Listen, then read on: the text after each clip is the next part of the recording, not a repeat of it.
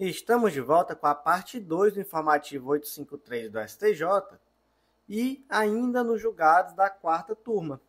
O primeiro julgado foi inserido no Código de Defesa do Consumidor destaque da seguinte forma: as plataformas dedicadas a transações de criptomoedas respondem objetivamente por transação fraudulenta quando verificado que a transferência de bitcoins ocorreu mediante utilização de login, senha e autenticação de 2 fatores. Então, olha só, gente, esse caso concreto. Imagina que você tem seus bitcoins, seus pobres bitcoins lá guardados na corretora da sua confiança e, por uma falha de segurança, alguém conseguiu fazer login e ainda recebeu o link de autenticação no seu e-mail, invadiu o seu e-mail e confirmou via link. Então, tivemos aqui uma falha em uma autenticação de 2 fatores. Ou pelo menos é isso que o destaque do julgado faz parecer, não é?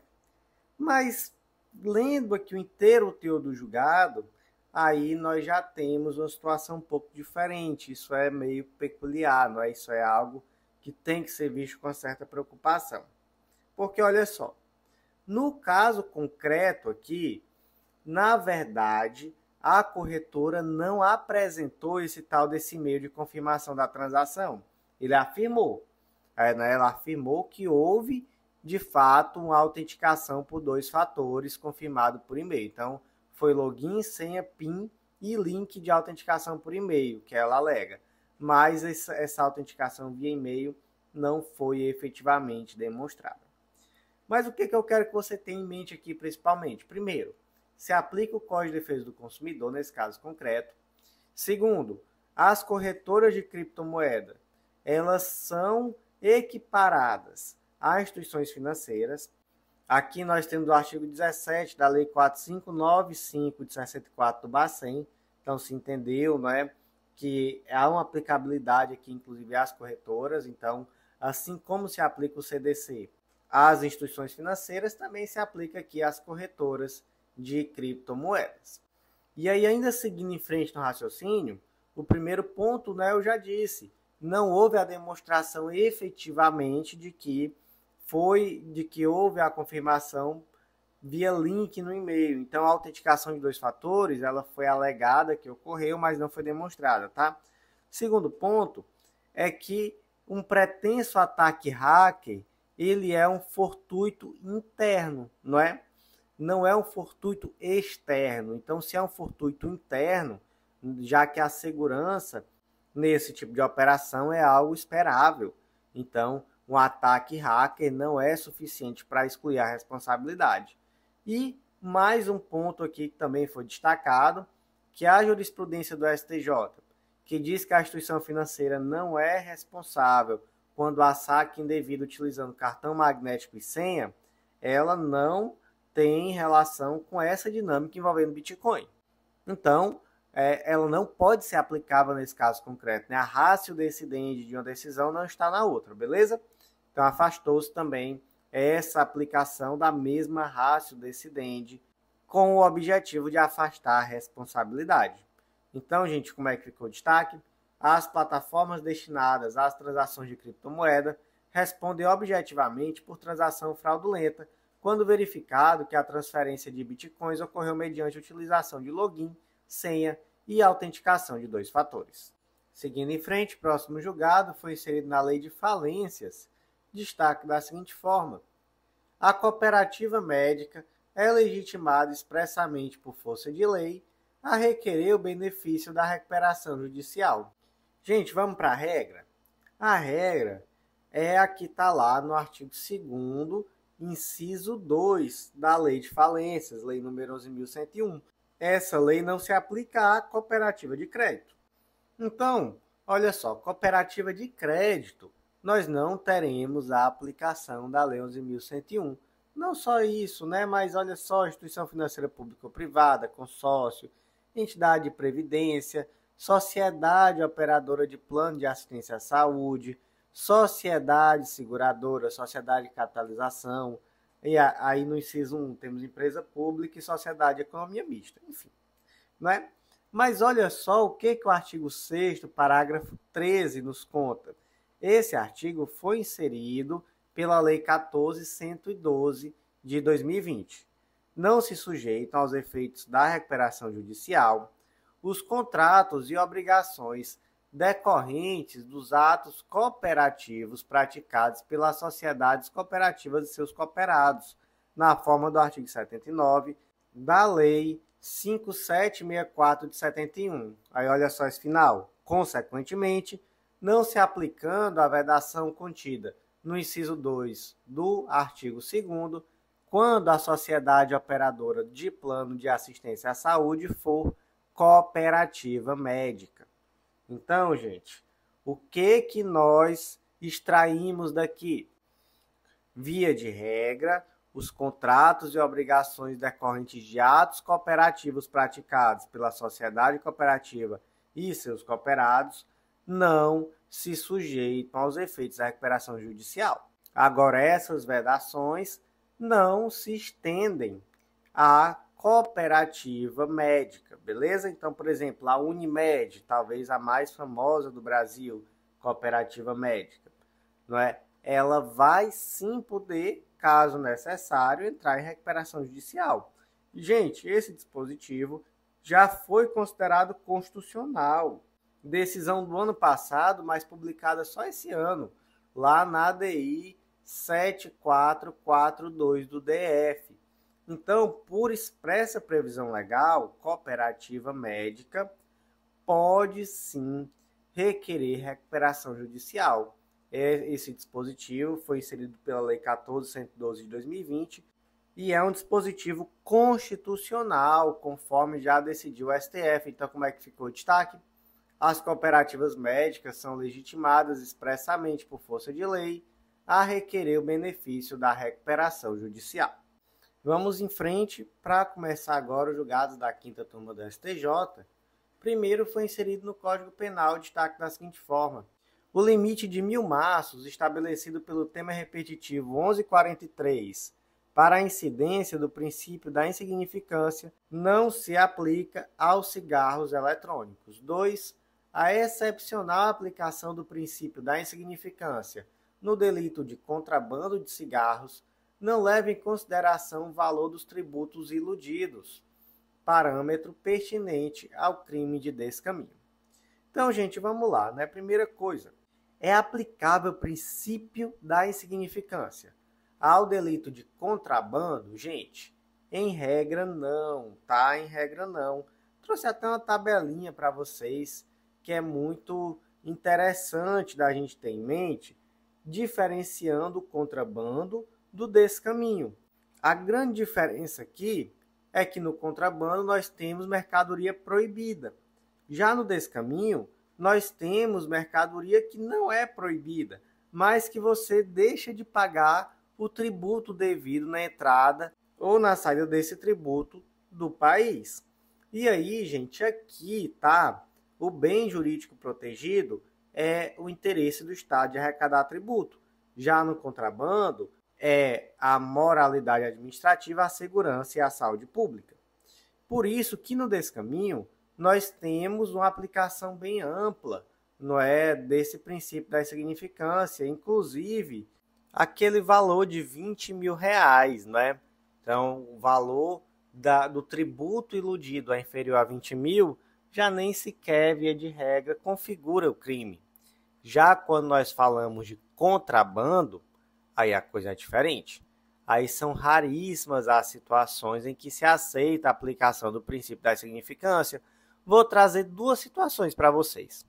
Se aceita, por exemplo, na importação de pequena quantidade de remédio para uso próprio, e aceita-se também, acredite, na importação de cigarro. Por que de cigarro, gente? Porque o volume da apreensão de cigarro contrabandeado é tão grande que 1.000 maços de cigarro é considerado absolutamente irrelevante. 1.000 maços de cigarro não é nada. Então, por conta disso, se entendeu que não é pertinente uma persecução penal em virtude de um contrabando de 1.000 maços de cigarro. E temos hoje tese repetitiva sobre isso, é o tema 1143 do STJ. Então, até 1.000 maços de cigarro, princípio da insignificância. Professor, e se eu tiver importando não 1.000 maços de cigarro, mas 1.000 vapers, né? 1.000 cigarros eletrônicos, vulgo pendrive, eu sou fumador de pendrive. E aí, princípio da insignificância para mim? Mas de forma alguma. Sabe por quê? Primeiro porque enquanto o cigarro você só usa uma vez e joga no lixo, o vapor, né, o cigarro eletrônico, você usa por muito tempo. Eu não sei bem quanto tempo, mas eu sei que dá para usar por bastante tempo. Então, 1.000 cigarros eletrônicos têm um potencial muito maior, não é, de ser utilizado por muito e muito mais tempo. Segundo, porque cigarro eletrônico sequer é permitido no Brasil. Então, há uma preocupação muito maior com o impacto à saúde. Não se sabe ainda qual é o impacto real à saúde, né, decorrente do uso desses cigarros eletrônicos. E terceiro, porque não são situações equivalentes mesmo, né? Então, não é possível aplicar esse tema repetitivo à importação de cigarros eletrônicos. Então, gente, como é que ficou o destaque? 1. O limite de 1.000 maços estabelecido pelo tema repetitivo 1143 para a incidência do princípio da insignificância não se aplica aos cigarros eletrônicos. 2. A excepcional aplicação do princípio da insignificância ao delito de contrabando de cigarros não leva em consideração o valor dos tributos iludidos, parâmetro pertinente ao crime de descaminho. Seguindo em frente, próximo julgado foi inserido no Código de Processo Penal, destaque da seguinte forma: a falta de acesso da defesa aos elementos de prova colhidos na fase inquisitiva antes do início da instrução criminal configura nulidade processual por prejuízo à capacidade defensiva do réu. Imagina uma situação assim, imagina que a Marina é acusada de integrar uma organização criminosa.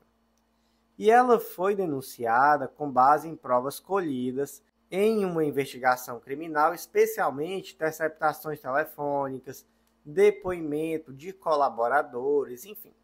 Ela foi denunciada, citada, mas o advogado precisou apresentar resposta escrita à acusação sem ter sequer acesso a esses elementos que foram colhidos durante a investigação. Por quê? Porque se dizia que ainda eram sigilosos. Correu todo o processo, ela só foi ter acesso a essas informações quando? Depois do fim da instrução. Então, foi tudo produzido durante o processo, sem ela ter acesso. Ela precisou se defender, ela precisou participar da instrução processual como um todo, e só depois da instrução é que teve acesso a esses elementos de investigação que foram colhidos. Tem nulidade aí? Tem nulidade aí, não é? E no caso concreto, a nulidade foi declarada a partir do recebimento da denúncia. Então, todo o processo anulado e tudo vai ter que ser refeito, porque de fato não houve aqui uma ampla defesa e contraditório. A defesa não teve acesso a esses elementos que eram importantíssimos. Então, como é que ficou o destaque? A falta de acesso da defesa aos elementos de prova colhidos na fase inquisitiva antes do início da instrução criminal configura nulidade processual por prejuízo à capacidade defensiva do réu.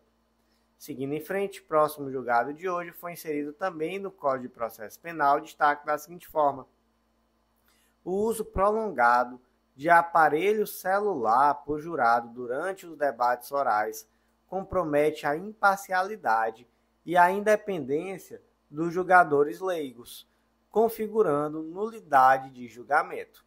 Gente, mas olha só que situação, né? Imagina o tribunal do júri ali torando, truando, e simplesmente o jurado fica no celular, trocando mensagem. Gente, para começar, tá? O jurado, ele deve ser mantido incomunicável. Está lá no artigo 466, parágrafo 1º do CPP. O presidente também advertirá os jurados que, uma vez sorteados, não poderão comunicar-se entre si e com outrem, nem manifestar opinião sobre o processo sob pena de exclusão do conselho e multa. Então ele está incomunicável. E o bonito, o príncipe, né, ficou ali no celular, batendo papo, e toda a instrução ocorrendo, e ele ali no celular dele. Aí o vídeo que foi juntado foi simplesmente dele no celular, utilizando, né, durante a tréplica da defesa. E aí, gente, nulidade na certa, né? Isso daqui compromete, inclusive, a imparcialidade, porque é uma pessoa que não estava nem prestando atenção no que estava acontecendo. Então, como é que vai julgar, né? Então, gente, como é que ficou o destaque? O uso prolongado de aparelho celular por jurado durante os debates orais compromete a imparcialidade e a independência dos julgadores leigos, configurando nulidade de julgamento. Seguindo em frente, agora julgados da sexta turma do STJ, primeiro foi inserido na Constituição Federal o destaque da seguinte forma: a simples localização do crime em mar territorial, bem pertencente à União, não atrai por si só a competência da Justiça Federal, sendo necessária a demonstração de que o dano ambiental gerou reflexos em âmbito regional ou nacional. Caso concreto didático, imagina que Jorge e Elivaldo estavam pescando lá em Santos, São Paulo, especificamente lá no Parque Estadual Marinho da Laje de Santos, que é uma unidade de conservação do estado de São Paulo. Eles foram apreendidos com diversos exemplares do peixe cioba, tá? Que é um peixe que não é tido como em extinção. O Ministério Público Federal então denuncia os pescadores por crime ambiental na Justiça Federal, argumentando o quê? Que o fato ocorreu em mar territorial, que é uma área que é bem da União. Aí, gente, vem a pergunta: qual é a competência que realmente é da Justiça Federal? A resposta aqui é não, tá? Professor, mas ocorreu em mar territorial, mesmo assim não é? Não, mesmo assim não é. Sabe por quê? Bora lá.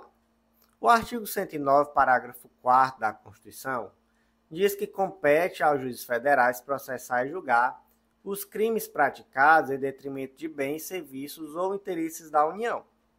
No contexto ambiental, isso se traduz, por exemplo, em que situações? Se for um crime praticado em unidade de conservação federal, aí realmente Justiça Federal. Ou então espécies protegidas por legislação federal. Então imagina, por exemplo, que fosse um peixe, que é um peixe que está na lista de espécies ameaçadas de extinção. Ou mesmo uma planta, dá na mesma, se é peixe, se é um mamífero, se é uma planta, enfim, está na lista de espécie ameaçada de extinção. Justiça Federal. Outro ponto, impacto. É um impacto grande, extrapola o limite local, então passa a ter impacto regional ou nacional. Também temos aqui uma competência da Justiça Federal. Então, o simples fato de ter ocorrido em mar territorial, que é aquela faixa de 12 milhas náuticas, tá? Contada da linha base do litoral, e que realmente pertence à União. O simples fato, entretanto, do crime ter sido praticado ali, não vai interferir na competência, porque, na verdade, tivemos ali uma pesca de uma quantidade diminuta de peixes, impacto meramente local, não se trata de peixe ameaçado de extinção, não era uma área de conservação federal, né? Pelo contrário, estava-se ali nas proximidades de uma área de proteção estadual, então realmente competência da Justiça Estadual, beleza? Como é que ficou o destaque? A simples localização do crime em mar territorial, bem pertencente à União, não atrai por si só a competência da Justiça Federal, sendo necessária a demonstração de que o dano ambiental gerou reflexos de âmbito regional ou nacional.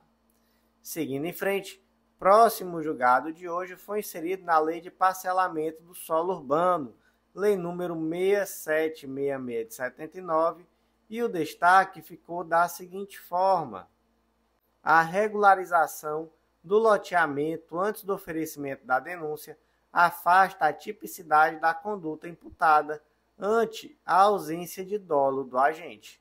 Então, olha só, nós temos na Lei 6766 de 79 os crimes relacionados ao parcelamento irregular do solo.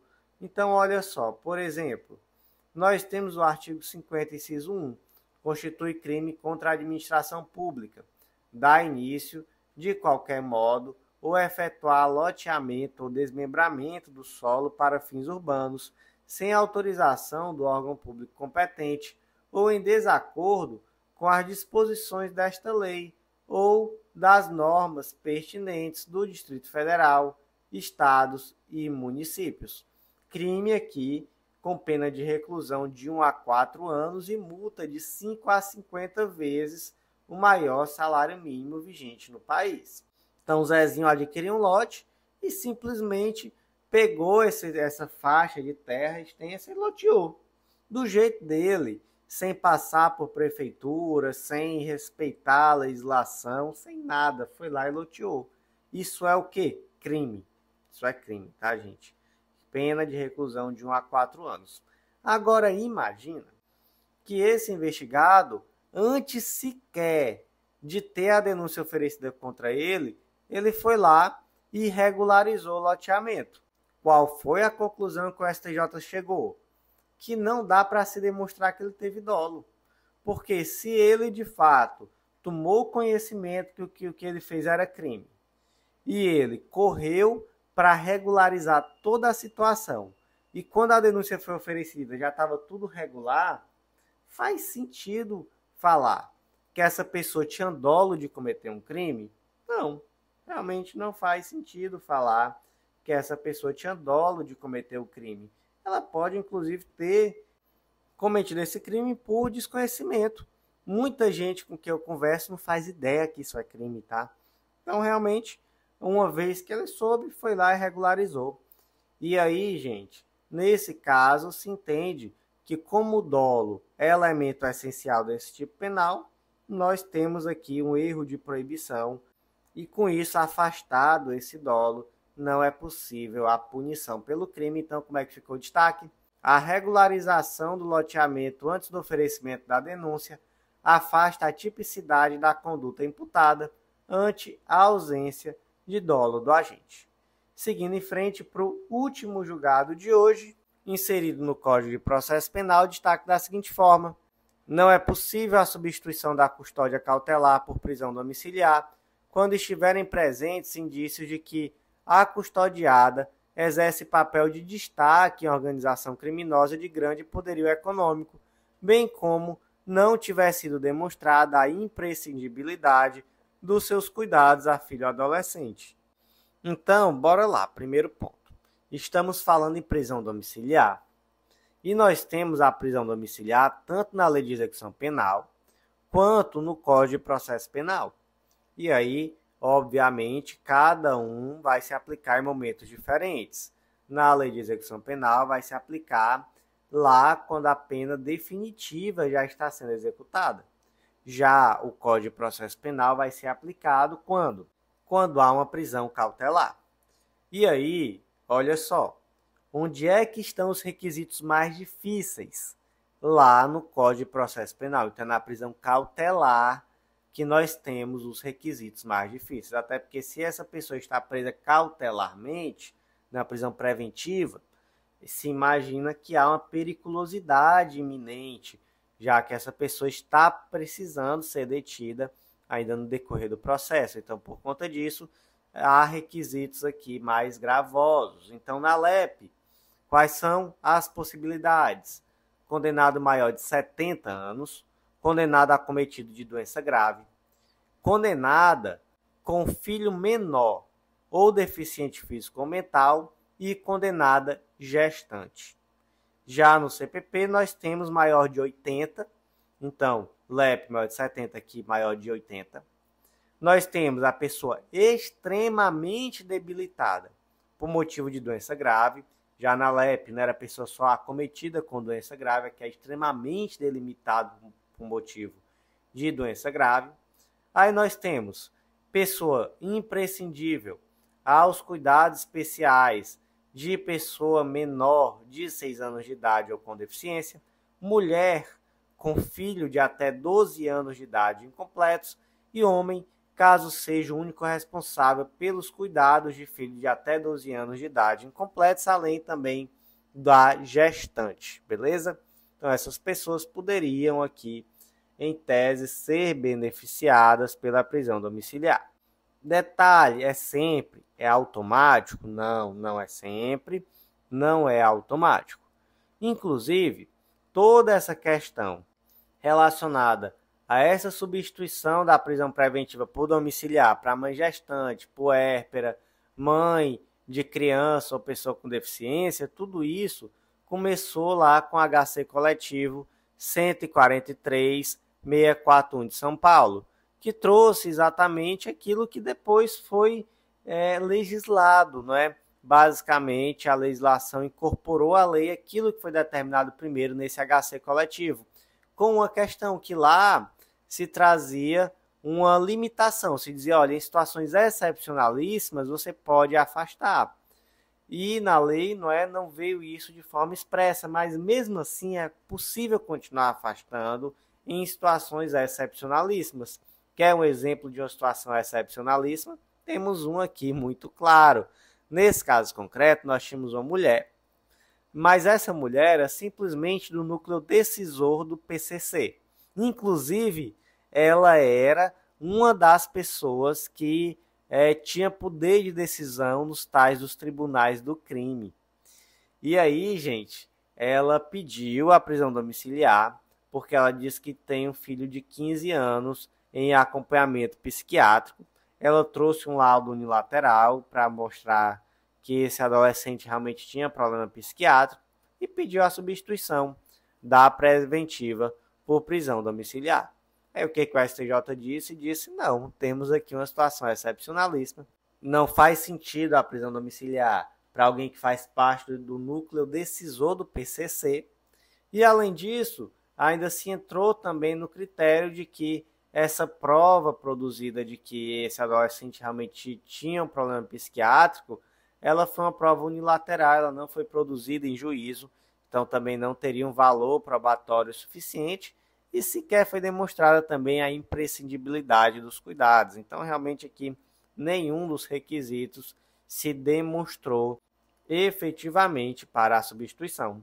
Então, como é que ficou? O último destaque de hoje: não é cabível a substituição da custódia cautelar por prisão domiciliar quando estiverem presentes indícios de que a custodiada exerce papel de destaque em organização criminosa de grande poderio econômico, bem como não tiver sido demonstrada a imprescindibilidade de seus cuidados a filho adolescente.